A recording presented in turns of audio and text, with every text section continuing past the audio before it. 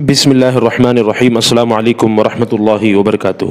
آج کے درس میں ہم انشاءاللہ اس میں اشارہ کے بعد آنے والے اسم کو ترکیب میں کیا بنائیں گے، اس کو واضح انداز میں آپ کے سامنے پیش کریں گے۔ اس درس کو سن کر دل خوش ہو جائے گا۔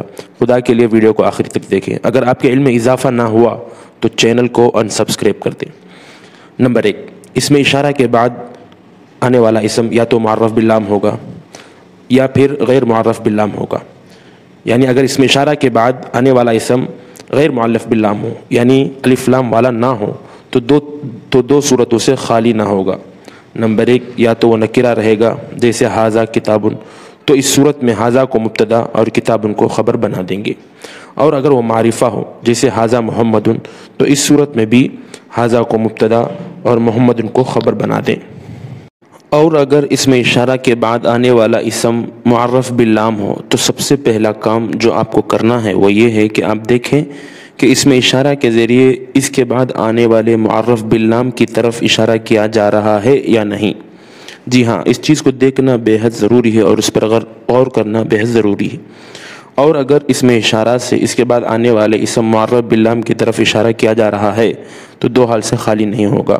نمبر 1، اگر اس میں اشارہ مشار الیہ کے بعد کوئی کلمہ یا جملہ ہو تو اس میں اشارہ کو ترکیب میں مبدل منہ اور مشار الیہ کو بدل بنا دو، جیسے ھذا الرجل عظیم۔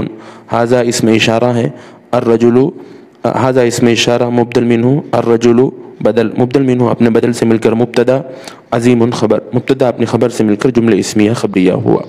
نمبر 2، اگر اس میں اشارہ اور مشار الیہ کے بعد کوئی کلمہ یا جملہ نہ ہو، انہی دونوں سے معنی مکمل ہو جا رہا ہو، تو اس میں اشارہ کو ترکیب میں مبتدا اور مشار الیہ کو خبر بنا دیں، جیسے ھذا الکتاب، یہ کتاب ہے، انہی دونوں سے معنی مکمل ہو جا رہا ہے۔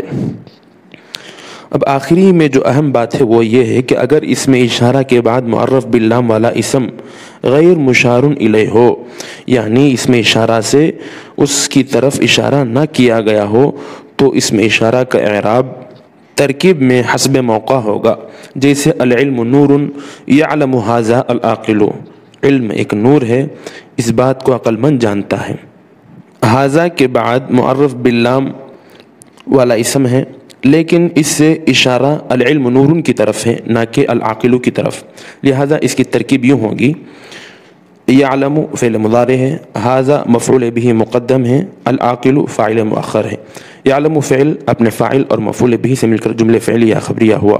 امید ہے کہ بات مفید لگی ہوگی۔ اگر آپ کو فائدہ ہوا تو اس ویڈیو کو ضرور شیئر کریں۔ والسلام علیکم ورحمۃ اللہ۔